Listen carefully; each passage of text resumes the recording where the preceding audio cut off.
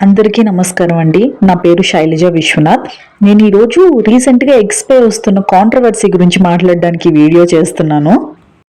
ఇప్పుడు ఈ ఎగ్స్ ఎందుకు అంత లైమ్ లైట్లోకి వచ్చాయంటే, పౌల్ట్రీలో బ్యాన్ చేసిన కొన్ని chemical substances nitrofuran and nitroimidazole traces ఈ ఎగ్స్లో కనిపించాయంట.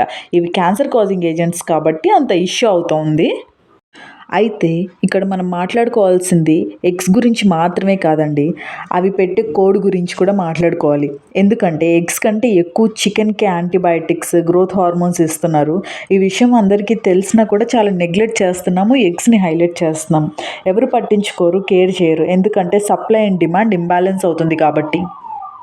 నేను ఇంటర్మీడియట్లో ఉన్నప్పుడు మా టీచర్ చెప్పేవారు, ఎఫ్ఎస్ఎస్ఐఏ అనేది మోస్ట్ కరప్టెడ్ ఇండస్ట్రీ అండి. మన ఫుడ్ ఇండస్ట్రీ అనేది హార్మ్ఫుల్ కెమికల్ సబ్స్టెన్సెస్తో, కలర్స్తో, అడల్ట్రేషన్స్తో ఎప్పుడూ నిండిపోయింది. ఇప్పుడు చాలా వరకు మనం తినే ఆహార పదార్థాలన్నీ క్యాన్సర్ కారకమైపోయాయి. ఇప్పటి కాలంలో హార్మ్ఫుల్ కెమికల్ సబ్స్టెన్సెస్ కానీ, పాయిజనస్ ఇంగ్రీడియంట్స్ లేకుండా ఫుడ్ ప్రోడక్ట్స్ దొరకడం అంటే చాలా కష్టం అయిపోతుంది. సో భయంగా ఉంటే ఎగ్స్ తినడం మానేయకుండా లోకల్గా సోర్స్ చేసిన ఎగ్స్, మన ఇళ్ళల్లో పెంచుకున్న నాటుకోళ్ళ నుంచి వచ్చిన ఎగ్స్, నాటుకోళ్ళు ఇలాంటివి తినండి. ఓన్లీ ప్రీమియం బ్రాండ్స్ ఎగ్స్ మాత్రమే కాదండి, మన ఏరియాస్లో లోకల్ వెండర్స్ అమ్మే పౌల్ట్రీ ఎగ్స్ కూడా డేంజరస్సే. సో ఎగ్గుకి బ్రాండ్ ఏంటండి, బ్రాండ్ పెట్టినంత మాత్రాన పవిత్రం అయిపోవు. So be good and do good. నమస్తే.